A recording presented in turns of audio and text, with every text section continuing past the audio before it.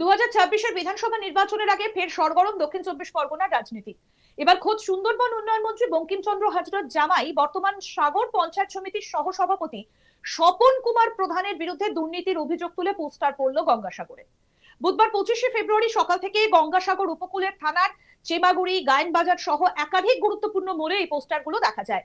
পোস্টারগুলোতে বড় বড় অক্ষরে লেখা রয়েছে তৃণমূলের মন্ত্রী বঙ্কিম হাজরার জামাই স্বপন কুমার প্রধানের উন্নয়নের পাঁচালী। শুধু লেখাই নয়, সেই পোস্টারের চারপাশে জুড়ে সেটে দেওয়া হয়েছে বিভিন্ন সরকারি নথির ফটোকপি।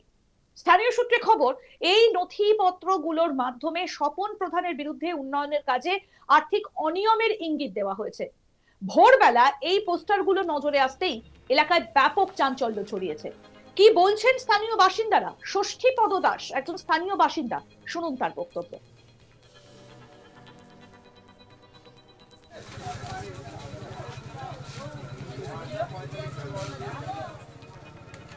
আমিও তো দেখলাম, কিন্তু কথা হচ্ছে কি এই বিষয়ে আমিও দেখলাম এটা বিভিন্ন যখন নির্বাচন আসে, ভোট আসে, তখন এইভাবে পোস্টারগুলো লাগিয়ে থাকে। কিন্তু আমরা দেখলাম যেহেতু এদেশে কে বা কারা লাগিয়েছে আমরা জানি না, তবে এটা এইভাবে হয়ে থাকে। ভোট এলেই মোটামুটি অনেক কিছু ইস্যু বেরোয়, এইভাবে বেরিয়েছে। এটা নিয়ে কোনো চিন্তা ভাবনার কোনো কারণ নেই।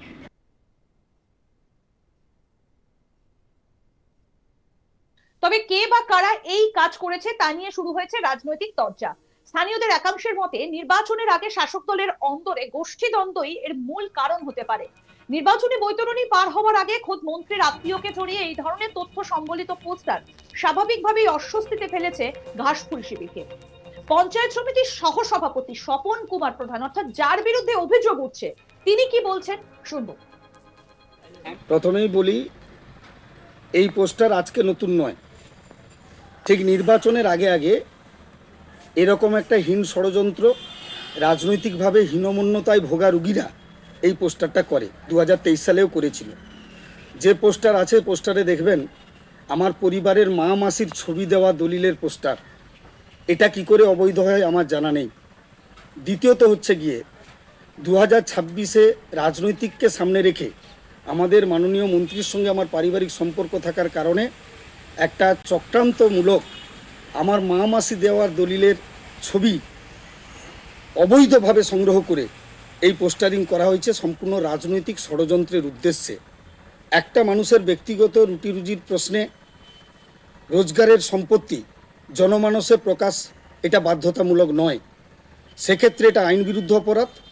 যারা এই হীন ষড়যন্ত্র রাজনৈতিক উদ্দেশ্যে করেছে তাদের বিরুদ্ধে প্রশাসনিক ব্যবস্থা, অবিলম্বে শাস্তির ব্যবস্থার দাবিতে আমি আমার প্রশাসনিক ব্যবস্থা গ্রহণ করব এবং এই ষড়যন্ত্রের বিরুদ্ধে ধিক্কার জানাচ্ছি। এই ঘৃণ্যতম জঘন্য অপরাধের বিরুদ্ধে আমি ধিক্কার জানাচ্ছি।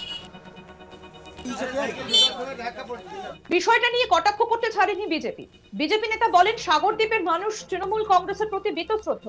আজকে আমরা দেখতে পাচ্ছি সাগরের বিভিন্ন প্রান্তে সুন্দরবন উন্নয়ন মন্ত্রী জামাইয়ের যে কোটি কোটি টাকার সম্পত্তির মালিক, সেটা পাঁচালীর আকারে সাজিয়েছে।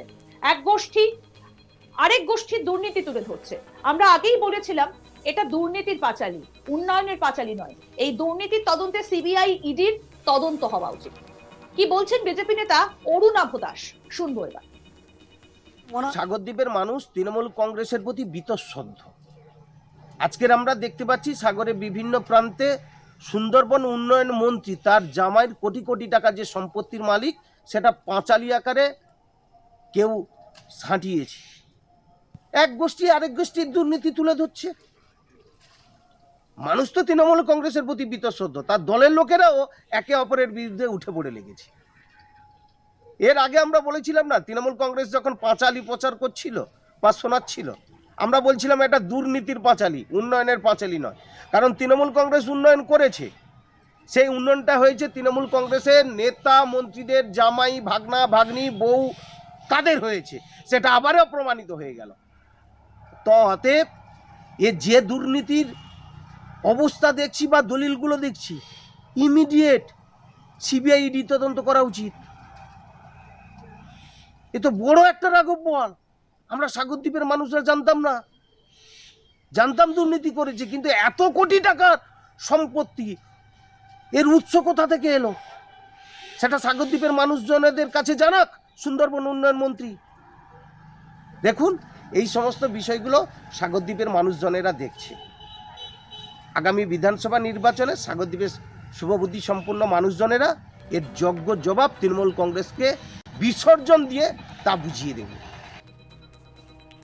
অর্থাৎ নির্বাচন যত এগিয়ে আসছে রাজনীতি একেবারে জমজমাট, আর এবার নজরে আসছে পোস্টার রাজনীতি। খোদ সুন্দরবন উন্নয়ন মন্ত্রী বঙ্কিমচন্দ্র হাজরার জামাই বর্তমান সাগর পঞ্চায়েত সমিতির সহসভাপতি স্বপন কুমার প্রধানের বিরুদ্ধে দুর্নীতির অভিযোগ তুলে পোস্টার গঙ্গাসাগরে এই পোস্টার পড়ে, আর সেই পোস্টারকে কেন্দ্র করে রীতিমতো চাঞ্চল্যের সৃষ্টি হয়েছে। বুধবার 25শে ফেব্রুয়ারি সকাল থেকে গঙ্গাসাগর উপকূল থানার চেমাগুড়ি গায়নবাজার সহ একাধিক গুরুত্বপূর্ণ মোড়ে এই পোস্টারগুলো দেখা যায়। পোস্টারগুলোতে বড় বড় অক্ষরে লেখা তৃণমূলের মন্ত্রী বঙ্কিম হাজরার জামাই স্বপন কুমার প্রধানের উন্নয়নের পাঁচালী। শুধু লেখাই নয়, সেই পোস্টারের চারপাশ জুড়ে সেটে দেওয়া হয়েছে বিভিন্ন সরকারি নথির ফটোকপি। স্থানীয় সূত্রে খবর, এই নথিপত্রগুলোর মাধ্যমে স্বপন প্রধানের বিরুদ্ধে উন্নয়নের কাজে আর্থিক অনিয়মের ইঙ্গিত দেওয়া হয়েছে। ভোরবেলায় পোস্টারগুলো নজরে আসতেই এলাকায় ব্যাপক চাঞ্চল্য ছড়িয়েছে। স্থানীয় বাসিন্দা ষষ্ঠীপদ দাস কি বলছেন, কখন এই পোস্টারগুলো নজরে আসে, তারা কখন দেখেছেন, শুনবো।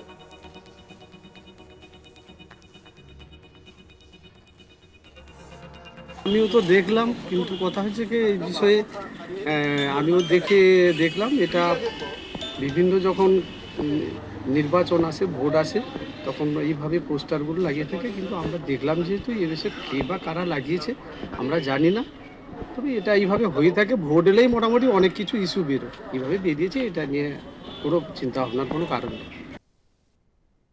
তবে কে বা কারা এই কাজ করেছে সেটা নিয়ে কিন্তু এবার রাজনৈতিক তরজা শুরু হয়েছে। স্থানীয়দের একাংশের মতে নির্বাচনের আগে শাসক দলের অন্তরে গোষ্ঠীদ্বন্দ্ব এর মূল কারণ হতে পারে।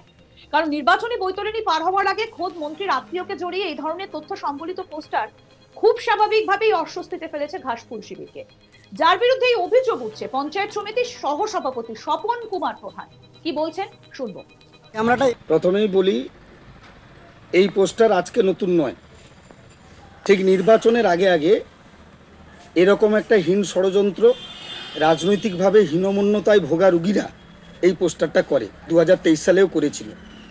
যে পোস্টার আছে, পোস্টারে দেখবেন আমার পরিবারের মা মাসির ছবি দেওয়া দলিলের পোস্টার। এটা কি করে অবৈধ হয় আমার জানা নেই। দ্বিতীয়ত হচ্ছে গিয়ে 2026-এ রাজনৈতিককে সামনে রেখে আমাদের মাননীয় মন্ত্রীর সঙ্গে আমার পারিবারিক সম্পর্ক থাকার কারণে একটা চক্রান্তমূলক আমার মা মাসি দেওয়ার দলিলের ছবি অবৈধভাবে সংগ্রহ করে এই পোস্টারিং করা হয়েছে সম্পূর্ণ রাজনৈতিক ষড়যন্ত্রের উদ্দেশ্যে। আরো আপডেট পেতে দেখতে থাকুন আজ তাক বাংলা, সাবস্ক্রাইব করুন, নোটিফিকেশন পেতে বেল বাটন অপশন প্রেস করুন।